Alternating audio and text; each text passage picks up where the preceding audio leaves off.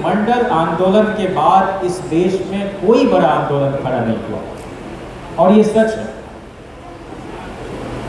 आज़ादी की लड़ाई के समय जो कांग्रेस सोशलिस्ट पार्टी बनी और कुछ दीवाने किस्म के लोगों ने उसका नेतृत्व किया और बाद में सोशलिस्ट पार्टी और फिर इतनी टूट फूट प्रजा सोशलिस्ट पार्टी, संयुक्त सोशलिस्ट पार्टी, जनता पार्टी, बीकेटी, लोकदल को चौ, जनता दल, राष्ट्रीय जनता दल, इंडियन नेशनल लोकदल, राष्ट्रीय लोकदल, बीजू जनता दल सेकुलर, जनता दल यूनाइटेड, लोक जनशक्ति पार्टी और पार्टियां बनती बिगड़ती रही। लेकिन ये पार्टियां भी तभी तक मर्यादा में चलती हैं जब तक इस पर कोई सामाजिक अंकुश आंदोलन का लगा हुआ रहता है। और कोई भी साझा सरकार अगर जनता के प्रति प्रतिबद्ध है, समाज में बदलाव के प्रति प्रतिबद्ध है, तो कुर्बानी की कीमत पर भी बड़े और कड़े फैसले लेती है और इसको विश्वनाथ प्रताप सिंह जी ने करके दिखाया। 11 महीने की सरकार।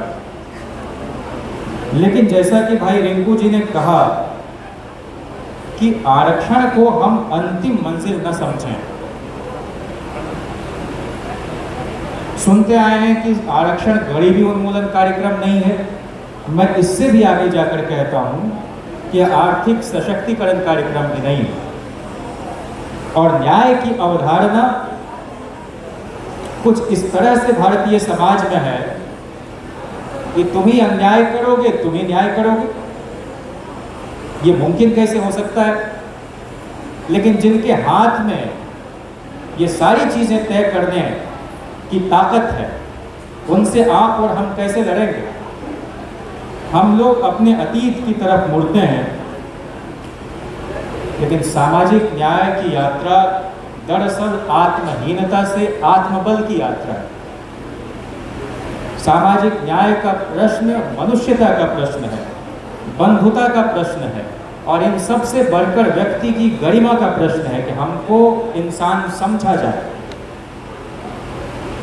राजनीतिक रूप से परिवर्तन होते रहते, लेकिन इस देश में वर्ग संघर्ष के साथ साथ वर्ण संघर्ष भी चलाना पड़ेगा और हमारे पुरखे चलाते रहे। जब से ये धारा थोड़ी अवरुद्ध हुई, तब से हम देख रहे हैं कभी रोहिणी कमीशन आ जाता है बिना किसी मांग के, बिना किसी वैज्ञानिक तरीके से आंकड़े जुटाए हुए उपवर्गीकरण की सिफारिश करने वाले लोग। लेकिन इसी देश में जिस वक्त मंडल लगा तो जगन्नाथ मिश्रा का एक बयान आया कि जिस तरह से देश की आज़ादी के पूर्व मुस्लिम लीग और जिन्ना ने सांप्रदायिकता फैलाया, उसी तरह से वीपी सिंह ने जातिवाद फैलाया, दोनों समाज के लिए जानलेवा। अब ये आपके मन में जहर की तरह घुसाया जाता है और हम लोग उस नैरेटिव में उलझते हैं। अभी सतीश दास जी को हम सुन रहे, सतीश भाई जैसे नौजवान जिन पर कोई दाग नहीं, वो लोग विधानसभा जब पहुंचते हैं तो हम समझते हैं कि लेजिस्लेटर का काम कानून बनाना होगा।